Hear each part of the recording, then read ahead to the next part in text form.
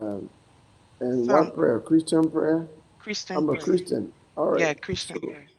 you know that down the line, some people will say, but why is there always Christian prayer? So, Liberia is a country that has Muslims and Christians, and you're talking about culture. Those two religions influence our culture. So you have to be open-minded about it. And someone who will say, okay, then can you pray Muslim prayer? Oh, Because one of the things about Liberia is that we have a culture of religious tolerance. mhm. Really, really unique about Liberia. In Liberia, on Christmas Day, our Muslim friends tell us, Merry Christmas. Oh. The Ramadan just passed. We were telling our Muslim friends, Happy Ramadan. Can we just say it like that? Which is good. Yeah, Mutual respect for each other's religion. yeah. I'm So sorry. we'll Hi, Johnny ask. here. Can you Okay. hear me? Yes. I can hear you. Okay. Thank you for having this. I just came across this flyer somewhere and I was really interested in knowing what's happening. So I take this gonna be introduction because I really like to know the whole, you know, how did this come about and who's like leading this. So after the prayer, is that gonna happen? Or I think that's a Yes. good. That's a After good the idea. prayer, yeah. That's After a the good prayer, you idea. want I normally do an introduction for the organization and then introduce the person. Um so yeah, I will go over It's time for the what we prayer. do. Yeah, she was bringing something up, so I was just addressing it. And then Okay. also I think she came a little bit late, but me and Councillor Gongloe was just talking about the reason why we are doing this. But I will go over that also. Yeah. So Dr. Cobway, you can lead us in And the prayer. it's for 1 hour, right? You can go as long as it's interesting. People gonna stay. Some people can leave Well, and things like I, that. I'm I, I'm sorry. I'm a I I'm a prayed politically from. exposed person. I don't like to travel very late at night. So, Okay. and I want to go to Monterey, tonight. Yeah. So, I mean, you So can after 1 hour. Can you let me leave after 1 hour? yes, yes, Okay, thank you. yes, we will. So, Dr. Cobway, you can Yeah. please. All right, let's pray. And so, Father, I want to be grateful to you today for your grace, for your kindness, for your blessings, for the opportunities you've given us that we can meet through this means. You say in the last day, knowledge will increase. It has indeed increased, that we can have meetings from people from all over the world joining in a Zoom link to discuss Liberia, my heritage. We pray that this you use this medium to reach a lot of young people, that others will know what Liberia is about and how important it is to be a Liberian. We say thank you for the panelists, for our guest speaker. We pray that you bless that everything we discuss here will bring praise and honor to your name. Take control now. Help us with all the logistical issues in Jesus' name. Amen. Amen. Amen. Amen. Amen. Mhm. Good evening, distinguished participants, members of the diaspora, and our fellow Liberians that are home and abroad. Welcome to Liberia My Heritage, a platform dedicated to reconnecting our people, strengthening our identity, and advancing meaningful dialogue about the future of the nation. So this organization started last year, and it is based in Massachusetts, USA. Our mission is to educate, preserve, and celebrate the Liberian culture by connecting children, youth, and individuals, especially those who left Liberia at a younger age, to their heritage through cultural education, community engagement, and storytelling. Our vision is to uh, our envision we envision a future where the Liberian culture, traditions, and history are preserved, honored, and proudly embraced by generations around the world, fostering a strong identity unity, and a lifelong connection.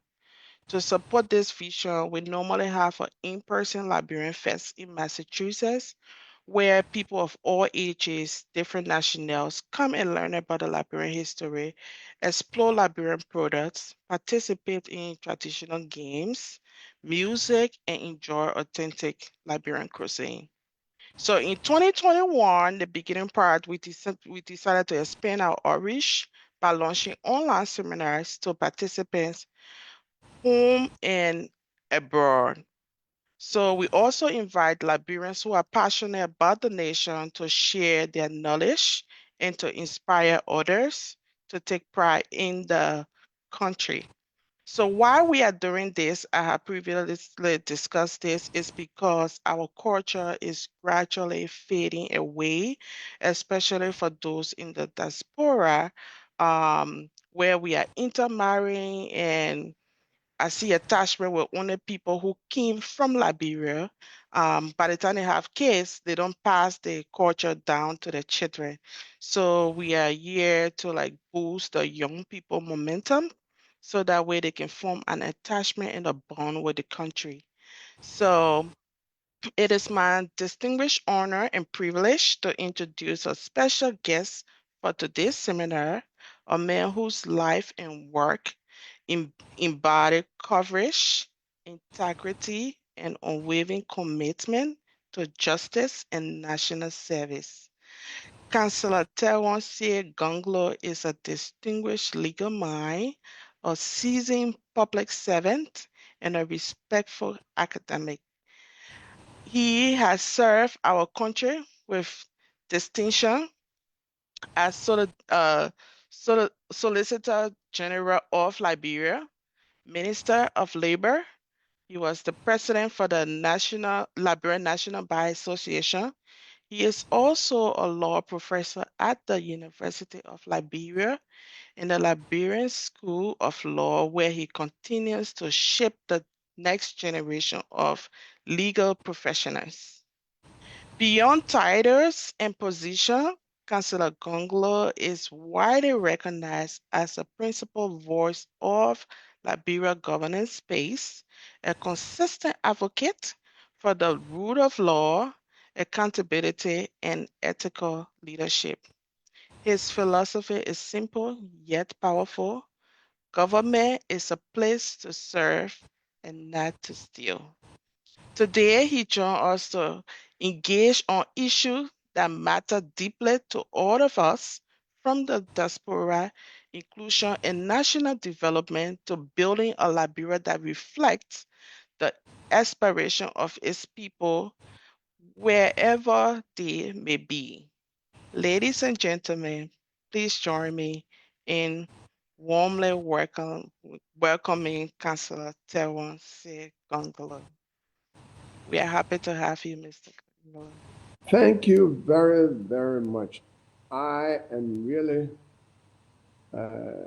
grateful for being part of this initiative. I think something like that has been in many people's minds, but the fact that a group of you decided to have a program about it is great. And I think history will give you a better place in society. Because people who don't know themselves um, find it difficult to even make progress to develop. You have to know where you are coming from to be clear about where you are going. So, what I want to do this evening is to start right at the family level in terms of language, how we greet each other, uh, the structure of our family relationship, and then how we organize work and how we try to raise money, our traditional banking system. And of course, I will answer questions about other things that people, if you listeners might have interest in. But before that, I just want to say to everyone that Liberia, there's something that unites us. We are one people, and there's one word that my study has shown unites all of us.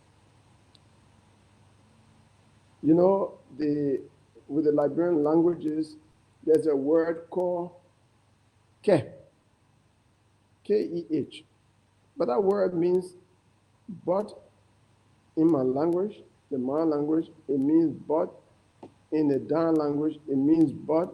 In the Basa language, in the four major language groups.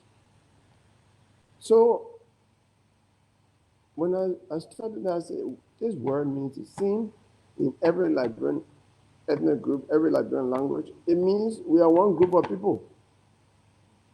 How come when you say ke, a Kru person will know you are saying but? That is important for us to know, that we have one word that means the same in every ethnic group. The other thing I want to, and we can discuss this more later on, the other thing I want to talk about is greetings. Greeting is so important in Liberia. There are Liberians living in the diaspora, and they live in societies where you don't just greet people you don't know.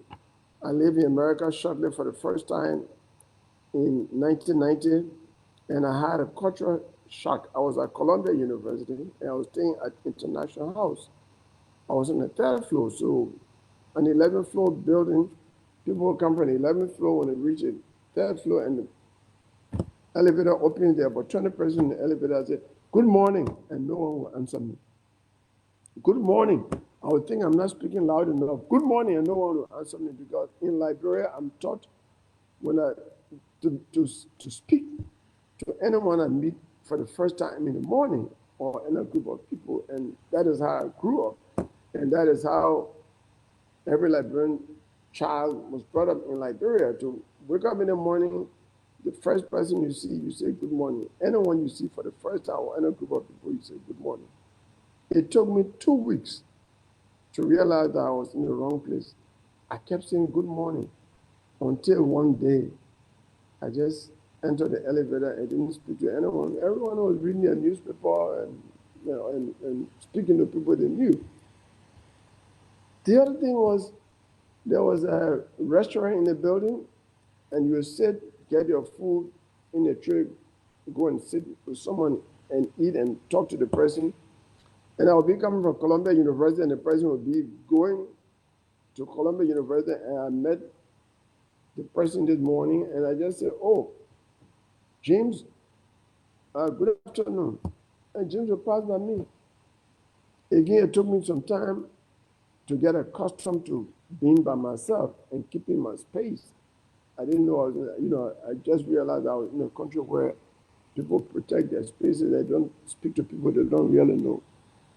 But the Liberian culture is to speak to people. When you see people, whether you don't know them, but if you are seeing them for the first time, you speak to them, good morning. And the other thing is, there are two expressions for greetings in Liberia. Between the morning and 12 o'clock is good morning. Most Liberian languages that I have heard about or I'm familiar with don't have any word for good afternoon. After 12 o'clock up to midnight is good evening. So, for example, the Manapu will say, Bavu, that's in the morning. In the afternoon up to the evening, Ituo, that's it. So that is, and I've asked many people in other ethnic groups about that. And say, yeah, come to think about it, it's either good morning or good afternoon, good evening, all the same. Good evening, good afternoon, good evening are the same. So that's Liberian. I don't know about other African countries. The other thing I want to speak about is the idea of your cousin, first, second, third, fourth, fifth cousin, all that is strange in different Liberian ethnic groups. Is strange. If for all family members who are your age group or are children of your aunts and your uncles, if they are female, they are your sisters. If they are male, they are your brothers. There's nothing like cousin. Your uncle's son is your brother. Your uncle's daughter is your brother. Your aunt's son is your brother. Your aunt's daughter is your sister. It can be your grand aunt. Once they're female, that female is your sister. The male is your brother. Now, who qualifies to be uncle in most Liberian ethnic groups? Your mother's brothers are your uncle. Your father's brothers are your small father or big or elder father. They are not your uncles. Your mother's brothers are your uncles. Your mother's sisters are your small mother or big mother, depending on whether they are older or younger than your mother. And your father's sisters are your aunts. You see the switch? So your uncle comes from your mother's side, your aunt comes from your father's side. And the last thing I want to talk about before we engage is how we organize work. First, we have this coup. I've seen it in every Liberian group. Coup is cooperative work. If I'm cutting bush, I'm making farm, there are 3 stages. You cut the bush and fell the trees, one stage. The next stage, you burn the farm, and then the women come to plow the farm, and then the harvest. So, but it's difficult work. So in order to make the work easy, in almost every ethnic group, there's something called coup. So maybe 10 persons will form a coup. I've been part of a coup before. 10 persons will form a coup. We go on my farm today, tomorrow we go on your farm, and then, until we finish with 10 persons. We have time, if we have not brushed enough bush for rice farm or whatever farm, then we'll go to the second round, and maybe the third round. And then we form coup again for felling trees. The women, men form coup for clearing the farm, because when you burn the farm, you have to, maybe there are some parts that are not properly burned, and then you have to clean them up and prepare the farm for plowing. Traditionally, the women who do the plowing, and the women too will form the coup, and then go on each other's farm until the farming season is over.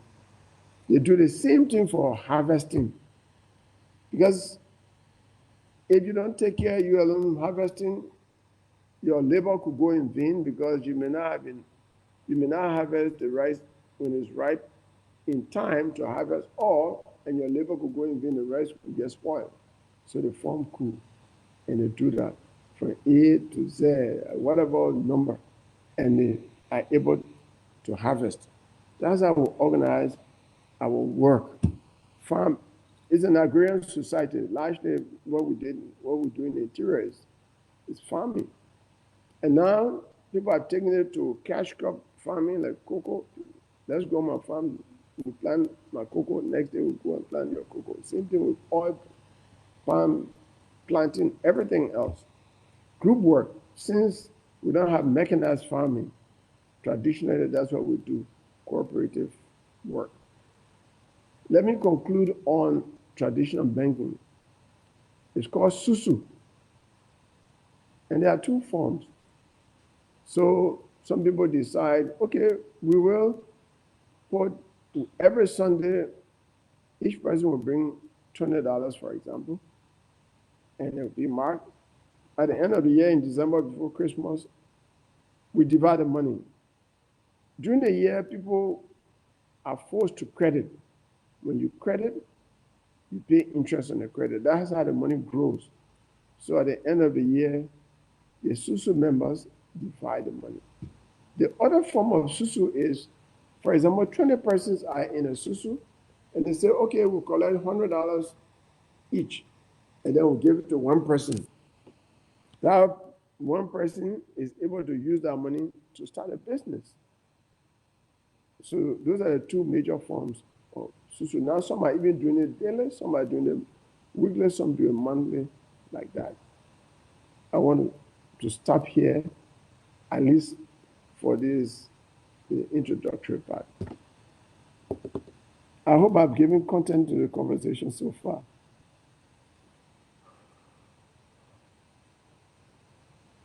Yes, you did. Are you all done and ready for questions? Yes, I don't want to put too many things on the plate. There are a lot of things in our Liberian culture, but I want us to start with these because even the question of relationship is a huge area that I think some people are getting to know about who is an aunt, who is an uncle.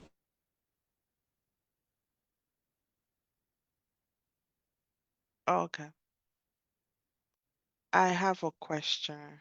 And if anybody have question, you can put your hands up or you can type it in the chat and then I'll be able to read it. Or you could say it yourself. Yeah. My question to you, Councillor Gongloe, is that you and I had already started talking about, the language gap there for Liberians. So I wanted to know, I had learned that way back, people used to go to LU and you had to take one or two of the local languages, the Liberian local languages, before you graduate.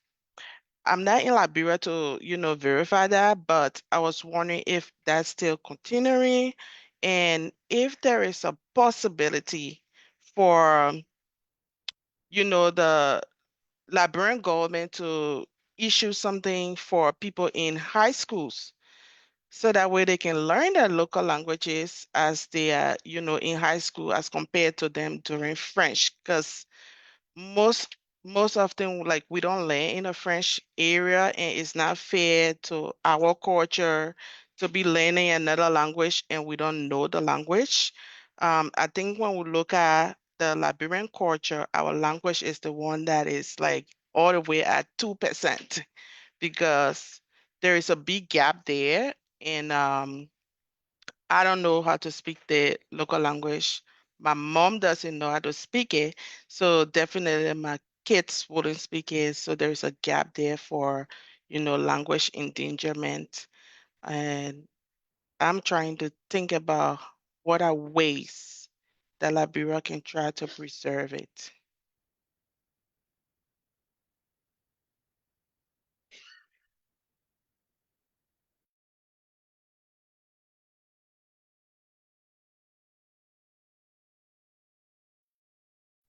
Is the counselor here?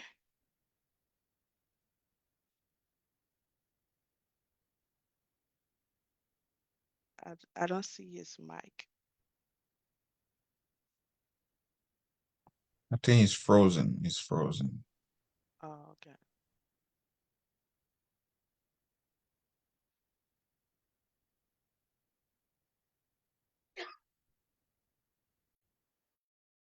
If he's using his phone, somebody might have called him. So you have to go off and come back in.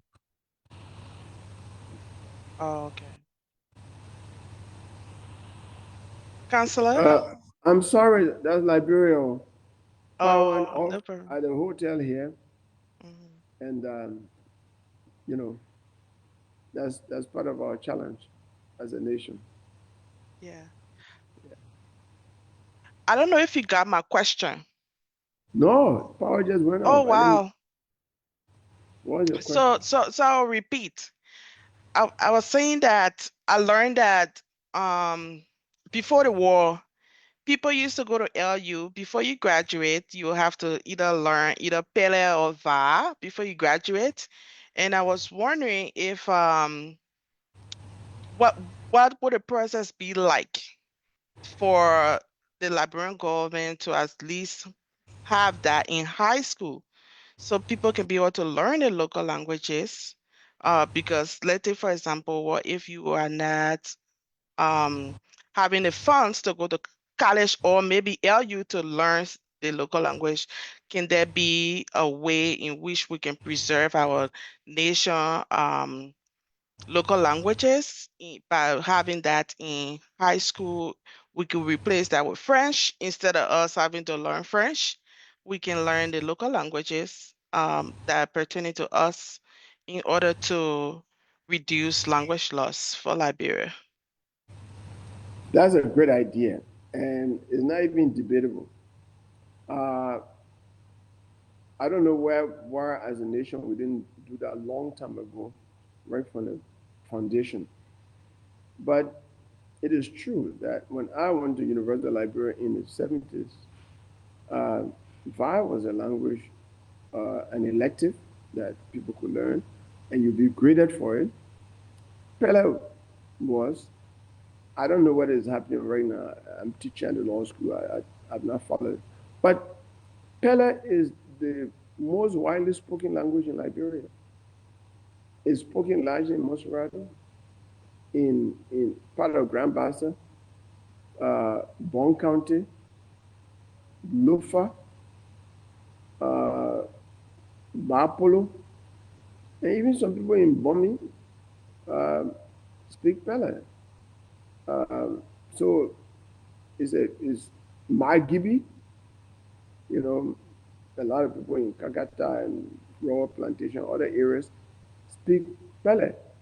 In terms of the geography and population of different language speakers in Liberia, Pele is way up.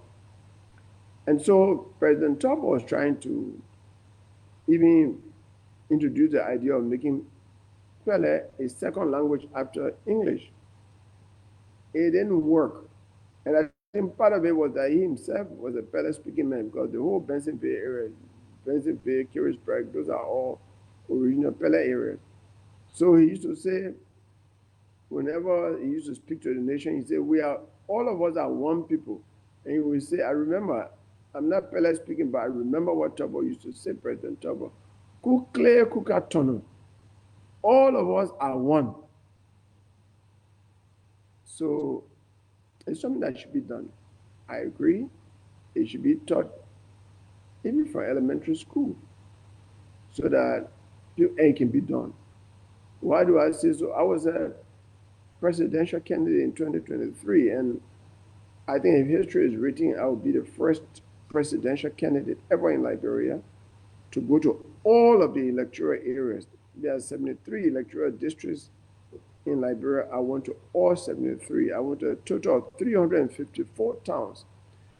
And I observed in Kokoya district in Bon County that I saw children as young as 5 years old who were students in the elementary school that speaking English, Ma, Pele, and Bassa, 4 languages. The young people at that age could speak any of those languages perfectly. They were struggling with English, but they could speak Ma, they would call Mano, Pele, and Bassa with ease in the Kokoya area. So I said to my people, but this can be done. Here's a little child, 5 years old, that is trilingual, in fact, speaking 4 languages, multilingual. So it can be done.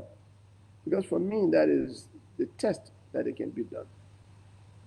In Kokoya, in places like Yolota, Dolota, all those places, the young people were speaking, they could be speaking Pele and no one would be speaking Bassa. And they switch to Bassa and all of them would be speaking Bassa. They speak to man, they switch to man and they'll all be speaking. So it can be done.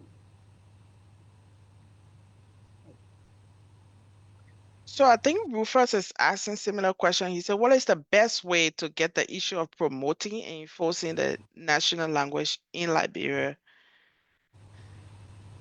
It has to be political will. We have to have one president who says, look, this is the language we are going to speak.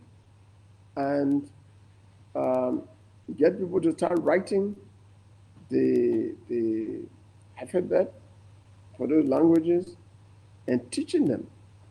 In many countries in Africa, children go to school starting with their own local language, like the Twi in Ghana, you know, and they learn up to they finish elementary school in their own local languages and they learn faster. And I think it's expedient to do so because my father was a teacher. He would be teaching in Mela Public School when I was there. In those days, we had ABC, SSO, Prima 1, Prima 2, before getting to first grade. And we spoke Mano at home and only tried to learn English in school. And he would be teaching English and he would call, if he's talking about animal, he would say we in manner for people to know what he's talking about and then he will go back to English. You know, he will call things in the names in manner and then call the same names in English for us to understand what he was talking about. That means it makes sense to actually teach people in their local languages before teaching them in foreign languages. I don't think that French should be discounted because we are in a region that has majority of the countries French speaking. Up to 15 ECOWAS countries, the 3 Sahelians are out, but of those countries, 10 are French speaking. And as a lawyer, I've had personal experience of my clients coming from Ivory Coast, and then I have to have an interpreter to explain what this client is saying.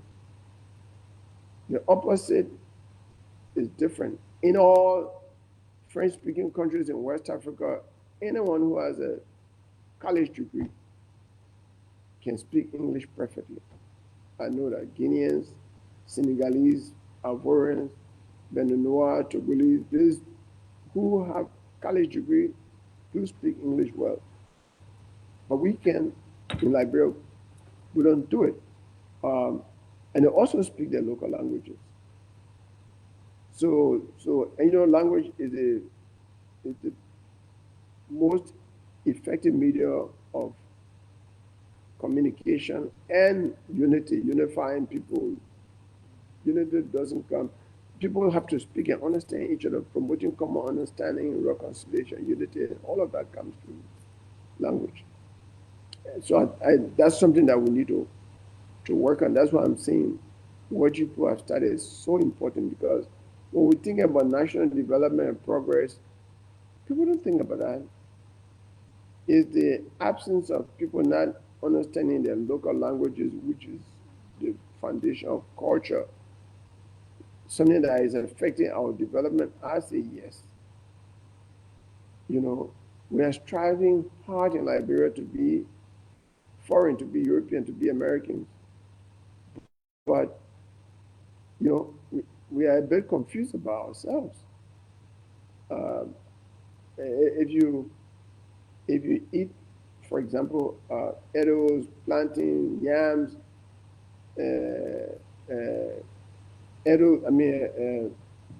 I mentioned, yeah, those things produced in Liberia here, compared to the person who's eating spaghetti,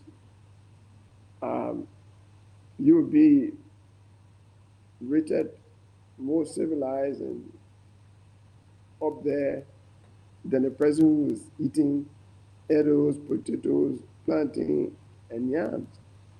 Why should we think that way? There's something wrong. You know, I've traveled to nearly 40 African countries, either attending conferences or working. I work in South Africa, I work in Ethiopia. And the only 2 countries that I know people really eat, for example, with spoons, that's Sierra Leone and Liberia. Most of the countries that I travel to, the people eat with their hands and they enjoy it. In Ethiopia, you get to any restaurant, you go in the bathroom to wash your hands to come eat in Jada. Or even in Zimbabwe or Kenya, you know, ugali and salsa. And they respect that and they appreciate that. We have to appreciate ourselves, to love ourselves, to respect ourselves. I think that aspect of looking down on our culture, if not deliberately, but perhaps ignorantly, is one of the missing links for for our national development, national unity, national reconciliation, and just our confidence in ourselves as Liberians. You know, why will you be sitting with a Nigerian? They speak their language. In Liberia, when you want to speak vowels, oh, excuse me, why should you tell me excuse? Speak your va to your va, speaking Liberian. Or I want to say something about, please excuse me. No, I've not heard Ghanaians or Nigerians or Kenyans sitting talking. They just go on and speak their language. They don't tell you excuse. They don't believe that they owe you apology to speak their language.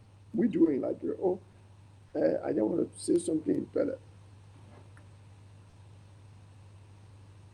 I think I'm long-winded, but okay. That's fine. No, that's something that I noticed also. Um, when you get out of Liberia, then you get to understand that we really missing out on our culture. If you see like a Kenyan person, they speak to their fellow Kenyan in their language.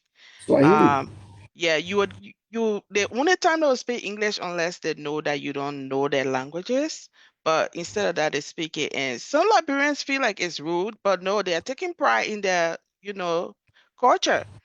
Yeah. That's why you are saying don't be ashamed of eating with your hands. I went to work. There's this Asian girl. I saw her eating with her hands, even though I was there. Mhm. Sometimes I try to chew my bone to Cllr Gongloe while I'm there, Yeah. because that's something that we do. Eh. Yeah, so you're very right. We have a question from Janet, and she wants to know, who were the main tribes before the settlers arrived and who migrated to Liberia from neighboring countries. She says she was in Liberia and she could not find one book about culture. Do you know places to find them? Well, first, we don't have bookstores in Monrovia. There used to be bookstores long time ago. Perhaps that's affecting how much we know. There used to be Captain Bookstore, different bookstores. After the war, some people tried to establish bookstores, um, but maybe people are not buying books because uh, entrepreneurs get motivated to sell more if people buy. So maybe people are not buying. And now with the social media, people are just reading Facebook and things like that. But yeah, but I can speak about the languages, at least the different ethnic groups I know. Let me try. I'll start with my own. The Man people, they call it the Man, the Dan people, the Pela people, the Mandingo people, the and some people have a little bit of confusion about that, but we'll talk about it. The Mandingo people, the, the Bassa people, the Crown people, Crew, Grable, uh, Sapo. Again, there's some controversy about that. I'll talk about that a little bit. Um, then the Gola people, the Vai people, the Bele people. Um, who else am I missing? Uh, I talk about Kwele people. So there are about 17 known ethnic groups, and there are sub ethnic groups, but dialects in the languages, the major languages, you know, all of the languages have dialects that some words are slightly different, but generally they understand each other. For example, the Basa people are Bri, they have Bri people who are Basa speaking. They have the four major language groups: the Mende, the Kwa people, the Mel people, and then, of course, the people from the New World, the American Liberians, settlers. But there are some words that, for example, are common to these major groups. For example, the word name, yene. From my traveling around Liberia, the Bassa man, Bassa, what is your name? Yene, yene, that's name. That same yene is in crew, is in Gribble, as I understand it, is in crime, yene. So, but they belong to that one language group, all right? So that is what I know. And when you go around, if you know for example, the Bassa, I think Bassa is the core language for the Kwa. You know, if you really understand Bassa, you can pick up words in Kra, in Kru, and Gribble. At least that's what I understand from them. And I've seen major ni, water, you know, that woman. Those are the name of woman is in all of the core languages like that. You take the same thing for um, other language groups and you find some common words. And all of these, the three major language groups here before mentioning the American Liberians, have that word ke that I talk about. And I always say it means we are one group of people. How come this word ke means the same in all of the original languages that were here? Now, I would say a little bit about Mandingo. Some of the Mandingo people came from Guinea, from Mali during the colonial days and settled here, but there were Mandingos here. Chief Salboso, who people usually consider the first reconciler, the first diplomat, was from Bopolu, that we call today Bapulu County. And he was now boatswain. He was Salboso, but you know the word boatswain is a position on a ship, on a vessel. You know, thinking, you say, oh, this man is the boatswain of this canoe or of this boat or so. So he had worked on a British vessel for years and could understand English, and he became a boatswain. So when he came, they used that word boatswain, but that's not his original name. His Maningo name is Salboso. So he was here. And when the American Liberians were having, in fact, the ACS that came and purchased land were having problem with the local people, he tried to explain the cultural differences to the people. He told the Americans that came and said, look, we don't buy land here. You come, you stay here for years, you stay there, you farm on the land, you die, and other people come and do the same thing. And then he turned to our people and said, oh, the people gave you rum, they gave you machete, they gave you other things. You put your finger on the paper, yes, but you have sold the land. The place the people are coming from, they can sell land. So he explained it, and he managed to bring the two groups together. So the Mandingos were here. Then Sapo, recently I represented the Sapo people, my law firm represented the Sapo people all the way to the Supreme Court. Because even though we have Sapo National Park in Greenville, Sino, Sapo, most people have said, oh, we only have 16 tribes, and Sapo is not included. So the central bank came up with a $1,000 bill and decided to put the masks of all of the ethnic groups in Liberia and have only 16 masks, excluding the Sapo people. They were offended by that. They wrote the central bank will not listen. I wrote it, didn't listen. So we want to court for declaratory judgment. The government said, oh no, the Sapo people have no capacity to sue. The Supreme Court said, no, they have standing, they have capacity to raise issue. And just that had made the Sapo people so happy that they are a recognized group. Because my argument before the court, how can you have a whole national park named after a group of people and not recognize them? You know, and they have Sapo villages. There are so many Sapo towns. If I'm not mistaken, they might even be in terms of area, or a tribe considered the largest group in Sino, and they extend to grandchildren. Sabo people are in the Putu area, but they were not recognized as a group. Some people think that they are Crown. They say, oh, they're Crown people. During Dole time, they all were Crown. Some people consider them crippled. Some people consider them crew. My argument is they call themselves Sapo. Let's recognize them as Sapo people. Let's call them what they call themselves. Yeah. Okay. Thank you.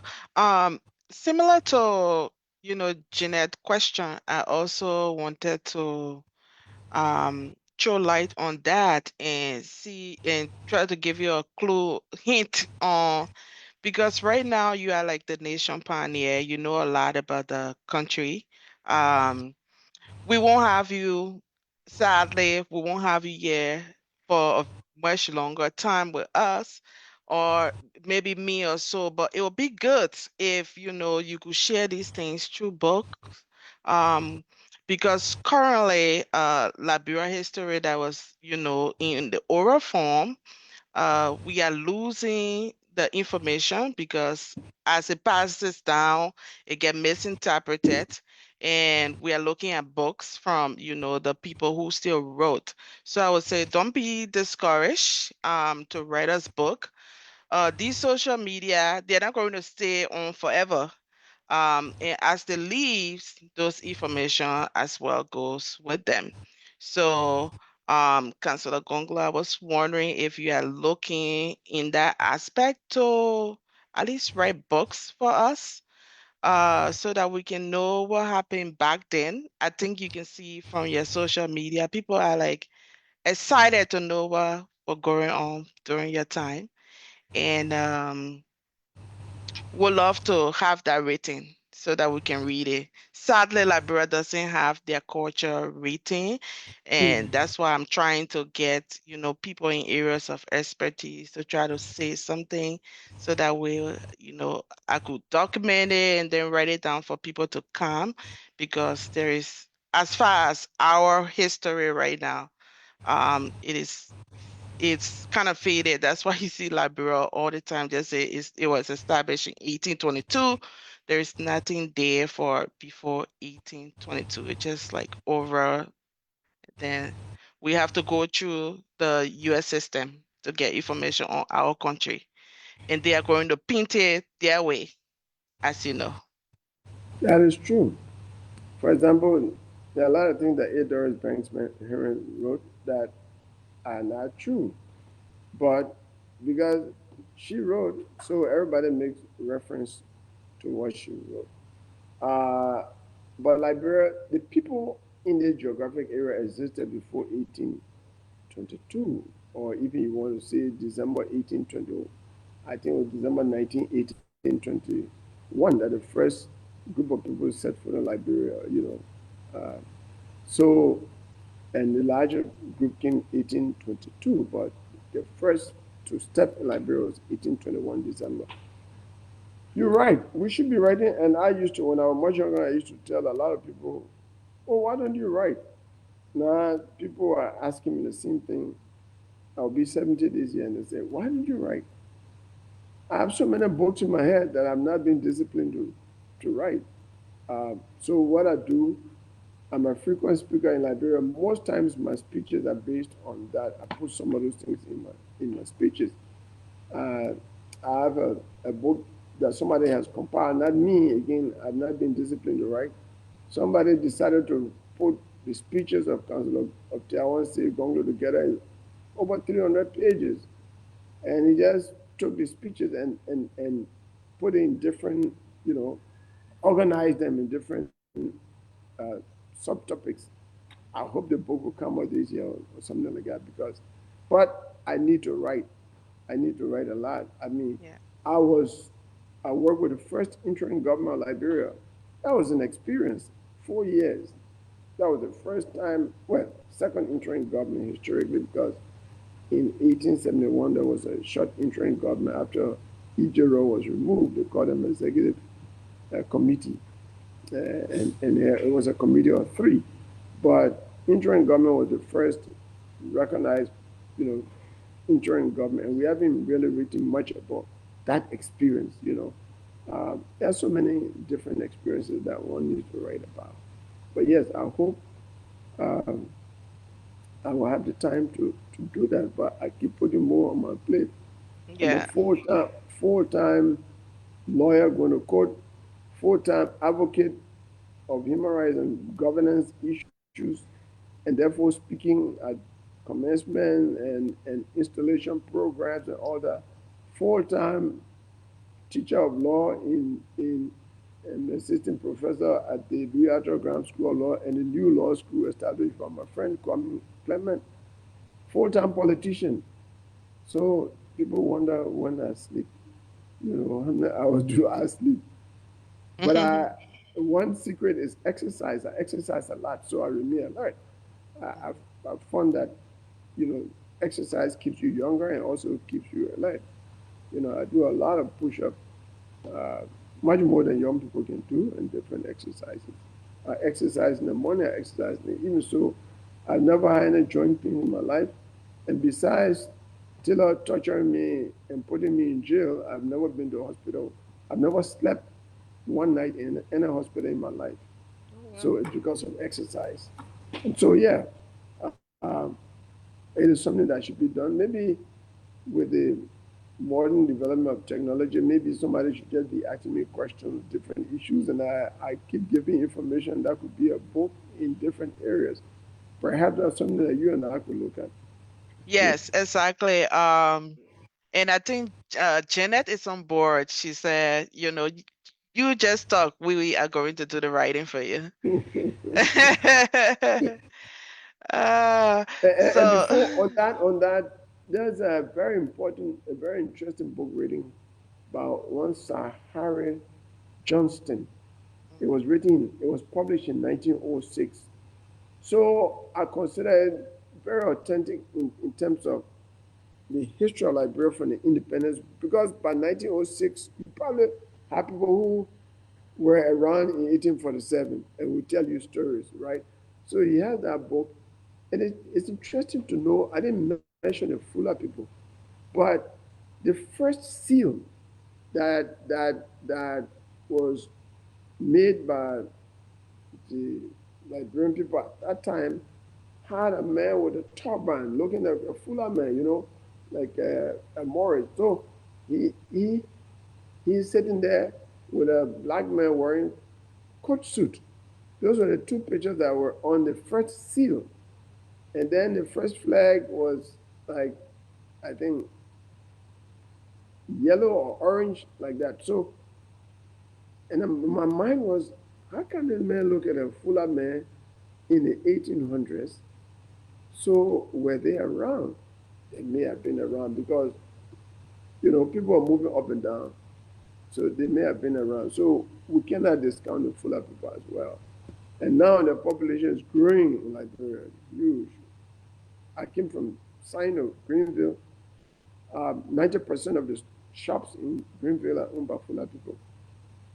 Same case in Harper and in many parts of Liberia. But as movement of population, the same thing is in Guinea. I was in Guinea last year. I saw a woman from Nimba, a man woman with a compound with two-story buildings. I saw a Mandingo lady from Kwadugundo in Lofa County telling me that she had a big compound in Conakry. Interesting, she said, I never went to school, but I speak 8 languages. I have a store in Philadelphia, I have a store in Conakry, and I have another store in China, in Guangzhou. And I said, wow, you have some very enterprising and people from Liberia and ladies. So we our population moves so much in West Africa, and that's why some of us, being Pan Africanists, we don't like to even lay too much emphasis on the European borders because, listen, one time there was a paramount chief in Nimba, Chief Bonassoa, and his brother was also a paramount chief in Guinea. People, and it's interesting with this Guinean thing. When Secretary was president of Guinea, his vice president, Lieutenant Biavogi was a Lama man. People don't know that. The last, the prime minister before President Conte was elected was from near Yikepa. There's a town called Tour. Jean-Marie Doré he died now, but he was a man from Tour, right near F in Yikepa. So you see how close we are, Yeah. So Natalie has a question. Natalie, you Yeah. want to?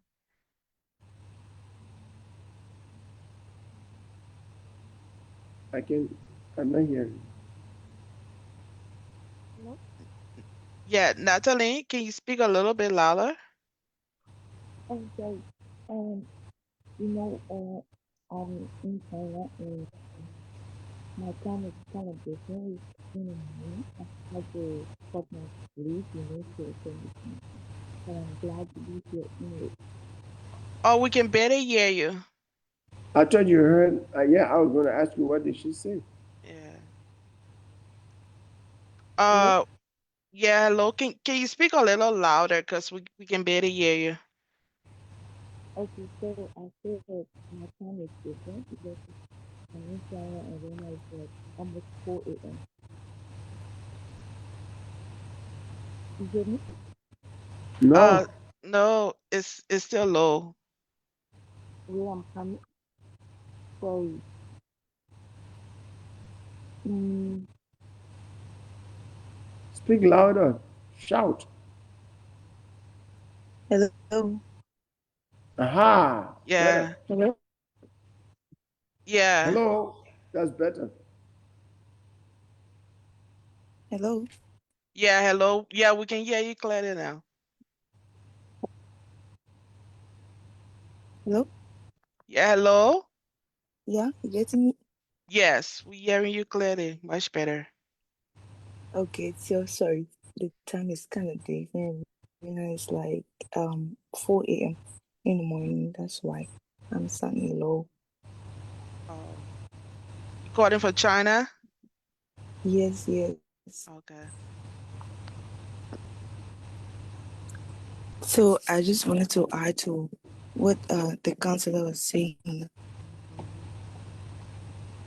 when it comes to the settler arriving in Liberia, Mm-hmm. and what I understood about it was, though I wasn't existing at that time and I didn't experience more of Liberian's crisis, but I love history and I love to read my history a lot. Mm-hmm. But the few sources I gathered was when the settler firstly came to Liberia, the land was occupied by the crew and the mayor group, which were like eight in those group. Like the crew they were having the crew, the Grebo, the Basa, and the Sapo, and the mayor had the Din, the Gola, and the Kisi. So and after that, the Mende group came in, which was the Pele and the Va. These were the only tribe that were existing in the land, but the real inhabitant of the land is the Kru and the Mare people. You guys hearing me? Yes. Yes. Yes, we hearing you clearly. Yeah. So what I learned was when the settlers firstly arrived, they were welcomed by the Dare group, which fall in the Mare group of people. So when they were received by the Dare group, and the other people came where they have the Gola, the Basa, and everyone that was in that coastline came to welcome them. When they welcome them, they make them feel at home. And but the Pele and the Manigo, which was the vibe right now today we have, they were far off from the coastal land where the settler arrived. Like the Mandingo people today we call the VAR, they were all the way like near the Lovar Gulf, around the Lovar ends there. There where they were. And the Pele people remained on that land where called Bunkandi today, but they were unaware of what was happening on the coastal line. So they left there and they settled king, they did what they could, and everything went smooth. They settled down, they became part of the territory, but the VAR and the Pere were unaware of what was happening. When they got to know, it was when the settlers started claiming part of Liberia, like started including them in the territory. But actually, what I learned was the VAR, which is the Manigo today, they were seeing like somebody who was actually on that land, like to say, this is my home, this is that. They were like kind of traveler, they were kind of trading people, like who move around to do trade and stuff like that. So when they were kind of moving around, so the Bonkane people like expanded to their territory and include like that's why you see in King in Lova they have kind of Pele there and something like that. And that's why Bongande is so big. So the the Bongande people, like the Pele people started sharing, like started expanding their territory and they went deeply into Lova and took portion of it. So when the Madingo people were traveling, when they came back, they couldn't find their land anymore, which was when they said they already finished sharing. That's what I learned in the kind of history and the research I did. So when the settler came, they started sharing the place. Oh, this person, this part, this person, this side, this side, this side. And then the Madino people had no home because they were not ready. People who were sitting down, like you see them today in Liberia, they are all travel, they keep traveling and stuff like that. And then I also asked whether the I also did some research whether the Fulanites were from Liberia, and I got no information that they were part of Liberia. They came in after Liberia have like gained their name, their everything, their system whatsoever. So after that, when the Fula people started coming in, it was because of trade. When they started doing business and stuff like that, that was why they came to Liberia. And today, we say they are part of Liberia, which of course they are not part of Liberia. But the Mandingo people we have on the land, they are the ones called the Va people, which settle at the Caymon region there. They were the our Mandingo is. But now I feel like we are being mixed because the Va Mandingo is similar to the Va Mandingo is similar like to the ones in Guinea. Though they came like according to information, it shows that they migrated from Guinea to come to Liberia, but we don't know yet. That is history, and it's not like it's like a something they just gather and put down, unless you get it from the. But we say written history is the true one. So the Martin from Guinea now start to see the ones from the Vi region. They came on in to be people like them, similar to them. And I noticed like we the present day Liberians, we feel like, yeah, since these people they are us, we should consider them. And one thing I learned again in the history was the reason why Manigo people it was very hard for Liberia to accept them because at that time there was traditionalists in the land, but when the settler came, everything changed. Like they changed from being traditionalist to Christian. It converted to Christianity. So the whole land was occupied by religion, and Madingo had different beliefs. So the people was like, we cannot include these people because they do not believe in the same thing we believe. Their beliefs is different from ours, so they are not one of us. So Madigo people find it very difficult to to form part of Liberia and to be part of the history of Liberia. And when they finally became part of Liberia, that was how they settled to that came on in. But now we're just mistaking the fact where the ones from Guinea coming, the ones from Cote d'Ivoire coming in and claiming that they are Mandingos too, and we accepting them because let's just take for instance they have Yoruba in Nigeria, they have Yoruba in Benin. So because these two people have the same tribe and the same cultural So, belief, so when they leave that country, they Nadalun, come to. I Sorry, think you sorry, have, sorry. yeah, Nadalun, I think you've contributed a Hmm? lot. Yeah, I'm a teacher. When students start repeating, I know I actually have gotten. I think you contributed much to the contribution. I mean, to the discussion. So let's discuss a little bit of that. History. and citizenship are not always the same. Citizenship is a legal question. People will keep settling for 1,000 years to come, and the population will keep changing. You know, like in the United States, for example, now Spanish is becoming like a second language because the number of the percentage of Americans are Spanish speaking. So in Liberia, there are people from the coast, like you mentioned, but there were always people way in the rural area, like the Crown people, the Ma and Dan people, and some of the Bassa people who were in the rural area, the Loma people, and most of those ethnic groups in Lofade. The Madingo people are not actually on the where those in Cape Man were on the coast, but Bapolo where Madingos were largely settled, that was far deep in. So they were not on the coast. Yes, you are right. The coastal people that were met that again, the Vai, the Dane, the Gola, the Mamban Bassa. But even before the settlers came, people started moving towards the coast. I don't know what, but you know, and a lot of people have come here. The Portuguese have come here, for example.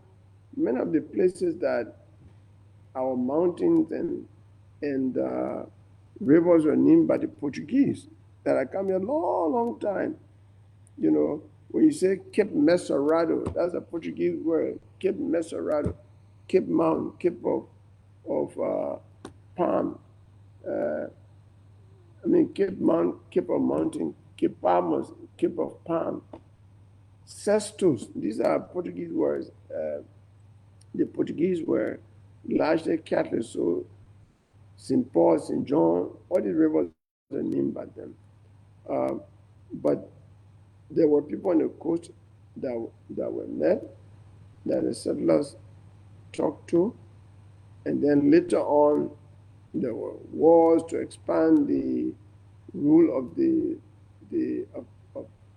settlers from Monrovia to the interior. In some cases, treaties were signed with the interior kings. We call them chiefs, but they were actually the kings and the leaders of the different tribes. And that's how power gradually got consolidated. But the important thing is that, of course, some of the things you said, things that I have read too, but it's not that there were only 8 tribes in Liberia at the time. The other tribes were now on the coast. They may not have been known. Nobody mentioned Bele. Bele people are in Bapolo County. All right, so like I said, I have to go to Monrovia tonight, and I don't want to travel too late. It's after 8 o'clock. If you know, I appeal to be excused to get on the road to Monrovia. But I think this is a very good conversation. I want to be a part of it. Okay. Continuously. And I want to applaud your initiative. You're really thinking out of the box. We're all thinking about how to get this done. And you put some time to it and you put action to it. We can have thoughts in our minds, but it's not expressed, no action is taken, nothing happens. Maybe a lot of Liberians have been thinking like you, but they never acted. So I want to applaud you for doing that. And I'll be thinking more deeply about it now that I've appeared on the show for the first time. I'm going to think more on the topics to enrich this. Yeah, to come and forum. discuss, right? Yes. Yeah. I might even call you and say, look, we need to discuss this. Exactly. You know, yeah, that's what we want to, yeah. Yeah. I love it. I'm on your team. Richard had a quick one. I don't know if it was for you, but can you just like say that 1 minute that he go over that? Richard, you just want to say it quickly before the counselor leaves? Yeah. Can you hear me? Am I audible? Yes. Yes. Richard, Yeah, Richard Counselor. Richard Yes, the second. Yeah. Nice to have you online, and it's been a while since 2025. We used to be sometime invite you on Cllr Street at Small, at our shop. Like my regular place. Yeah. I'm grateful to have you to communicate with you at this moment through Zoom. I had a concern, and I know fully well you serve in Madame Salif's government, and one of the things is that I really admire your integrity. For some reason, I don't know why you step aside, but I've been following you for the past time. One of the concerns that I have is that during the TRC, the Truth and Reconciliation Commission framework, I think this topic concerning our cultural identity, we kind of like maybe made a mistake during Madame Salif's time. I expected the Truth and Reconciliation to come up with a framework where they could kind of like initiate something like our cultural identity, where they could establish an advisory committee mandating maybe experts or technocrats from around both in and out of Liberia to come up and write maybe our languages to ensure that they are placed in our curriculum where students can be able to learn different languages. I have traveled a lot, maybe in East Africa and Central Africa. I realized that other countries, one of the things that have a strong fun. One of the reasons why the cultural identity is so unique is that they speak one language. And Liberia, for the past time, I believe that when I was in Liberia, prior to traveling out, Cllr has been one of the largest spoken language in Liberia. But Liberia, so far since the Truth and Reconciliation Commission, we have not been able to come up with such initiative to ensure that we have the local languages spoken and written in our curriculum. I'm sorry that because of time factor, I was speaking very fast, but I've been around waiting to see how best I could contribute to this forum. Richard, you have said a lot, and it's true. A lot of things in Liberia are not happening because of lack of political will.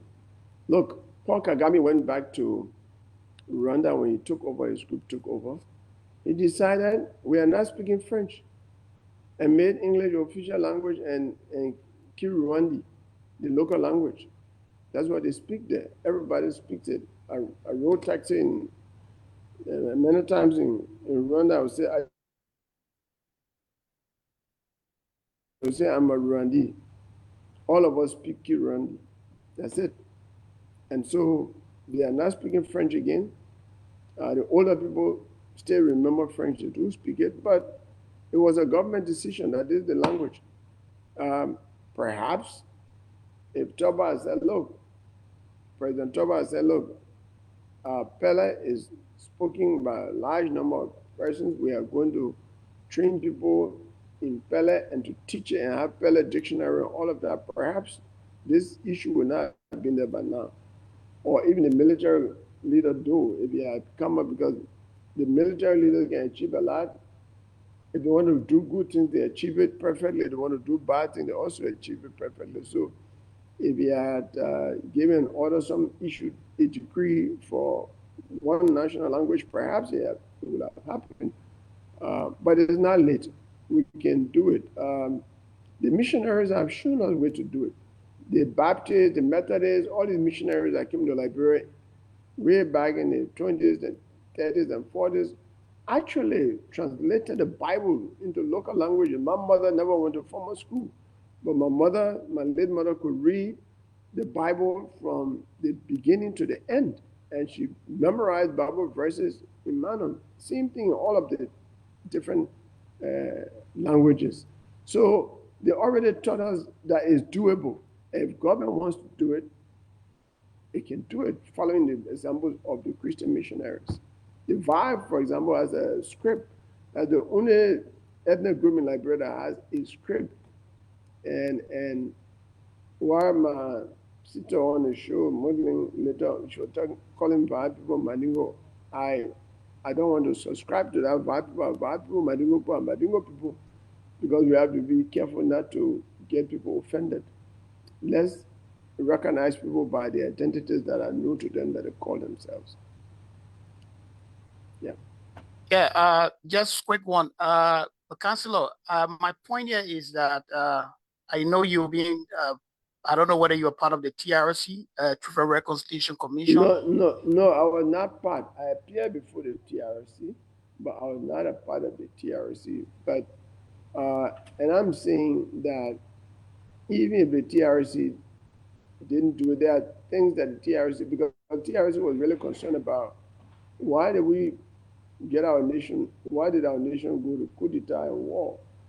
And a lot of things were written there about the background of the conflict and how we can transform our country from a country that easily go into conflict for a stable country that will at least progress gradually, steadily, and without going back to conflict. But I think the TRC was just a beginning, an initiative. We should not say if the TRC didn't do it, we can't go forward. I mean, even before TRC, for example, President Taylor had a very good initiative that didn't go through. He called an all-Liberian conference in 1998, and every Liberian was excited from around the world. People came from Europe and presented papers. People came from America.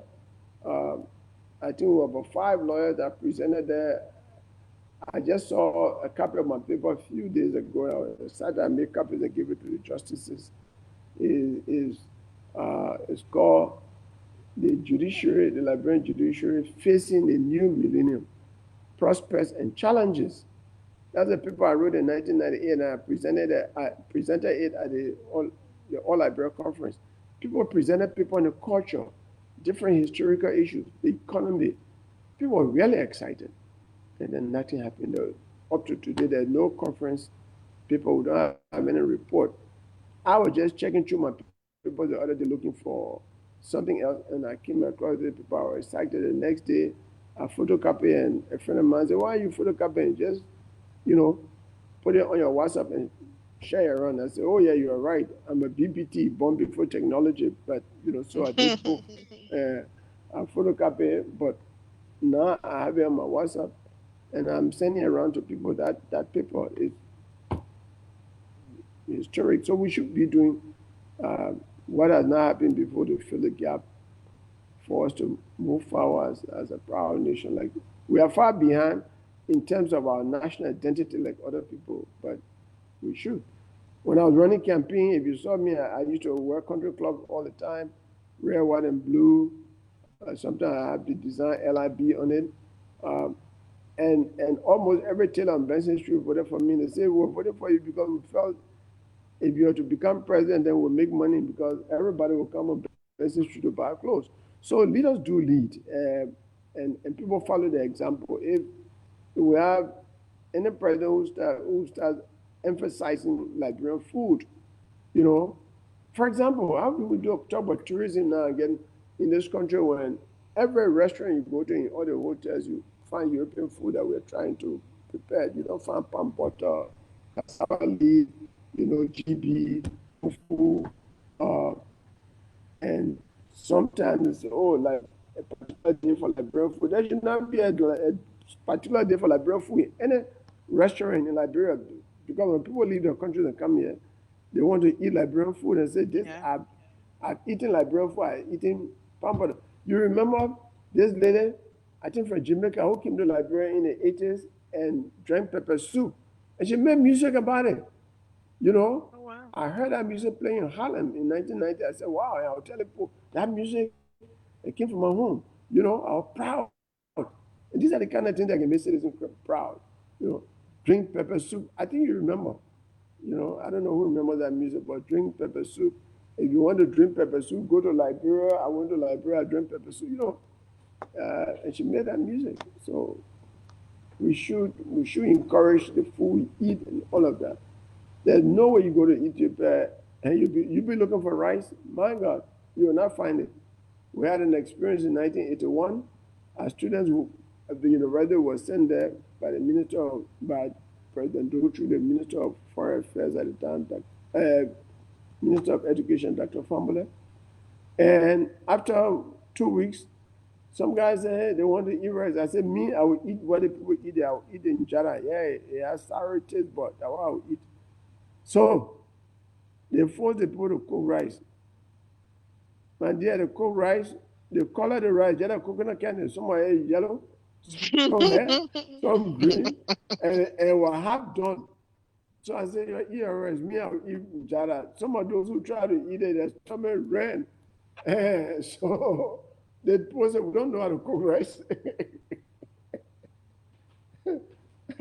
So let me conclude here. Yeah? We'll have some interesting time. Frida. All right. Yeah. Thank you so much, Councillor At least Gongloe. I made you laugh this Saturday evening. Yes, you did. Can you imagine that? Oh, and that's good you talk about the rice. Like the Liberians love rice. I was just Yeah. watching the video. Like the Liberian people literally hated Turber because of rice business. So that tells you about culture. But So you don't play with rice, yo.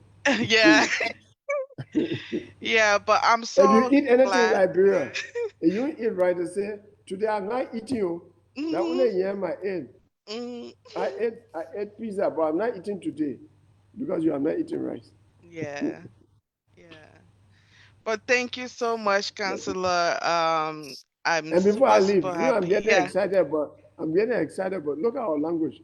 Liberia Uh, is the only country I've been to, English speaking, where they yeah. can say, I come and go. I can be coming and going. But we understand that.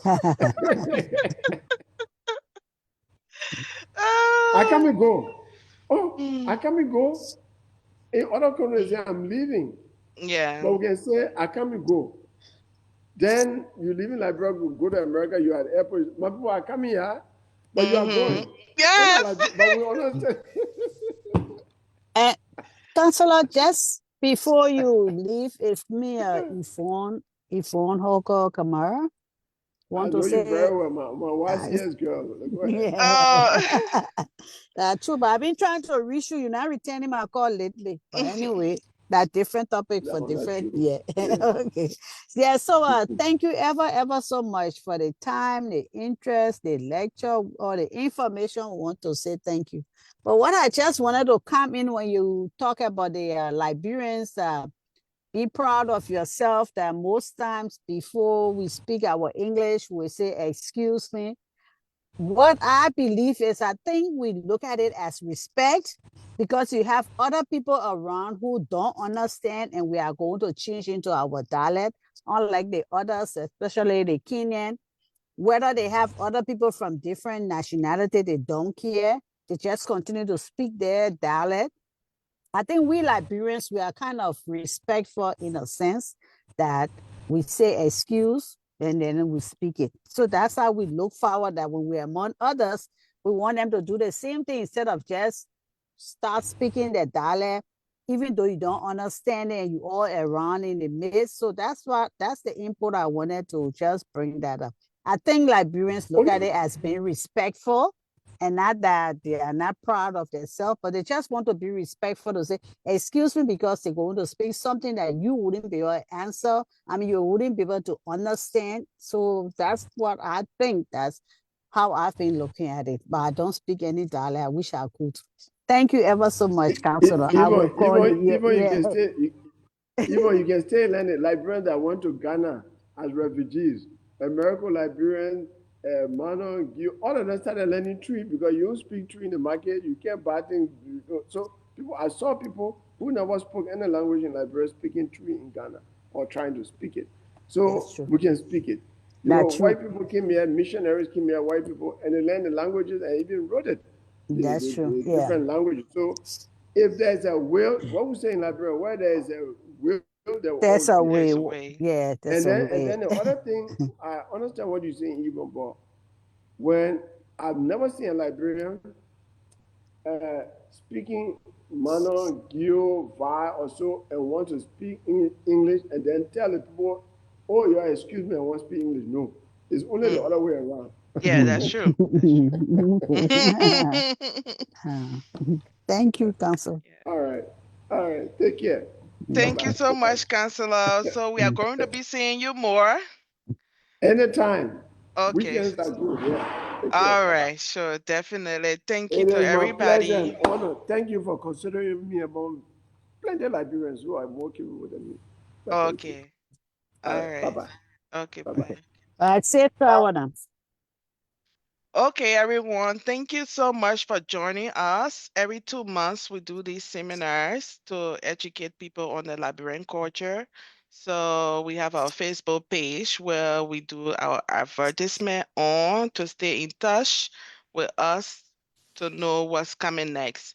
And as we get closer to the 26th, the Independence Day, we are going to have a seminar. That one going to be very, very interesting because I'm bringing somebody who have done thorough research on Liberia history, and she will be coming to discuss with our new findings on Liberia history. The one that we have currently seem to have some miscommunication, so we are going to be having her to come and clear the air on certain things to make you aware of what was already happening back then. I will give you a hint. Elizabeth Ship left New York, but it didn't go straight to Liberia. It went to Sierra Leone, Shepherd Island. The people stayed there for almost 2 years before they went to Liberia. So that tells you Elizabeth did not go to Liberia. The Mayflower did not go to Liberia, based on that finding. So stay in touch. We are going to be bringing you people in all areas when it comes to attires, food, Liberian food. We'll be talking about all of that. So we're in here for today and see you for our next one. Anybody have anything else to add? The counselor is leaving us. I was already late. Oh, yeah, Hello? Jackson, I think I asked a couple of questions concerning the language, and I can get in touch with you concerning that. But if you have anything, you can share it now.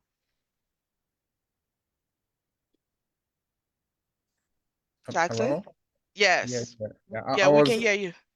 I was late already. I have few concerns or questions for the counselor, but maybe in his next presentation I can focus on that. My concern or my questions are actually surrounding the constitution of Liberia. You know, I personally feel like it's not something there should be some modification, some changes, you know. Because it was actually written right after the 1985, controversial election. So Mhm. there are lots of things that we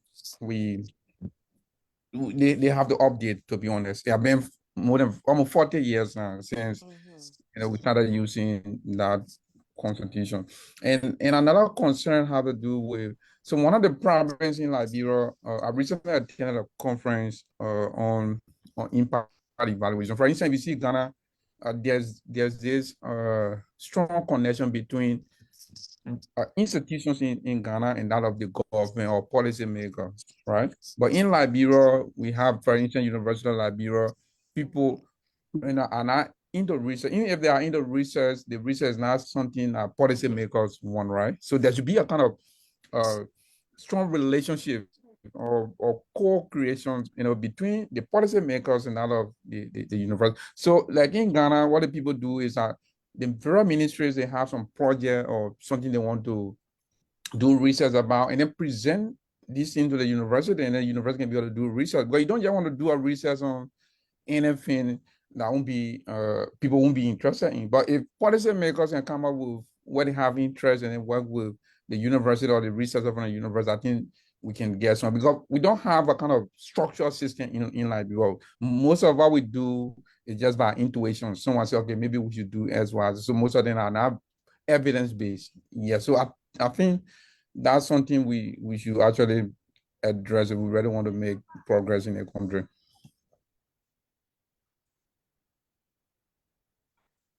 Thank you, Jackson. Those are all good points. Hopefully the counselor can come back. Good thing he's a counselor of law, so we can take advantage of that. Yeah. Yeah. But thank Yeah, you but ever so much, people. thank you also. Yeah. I will see you all at the next seminar. Stay in touch. All right, bye.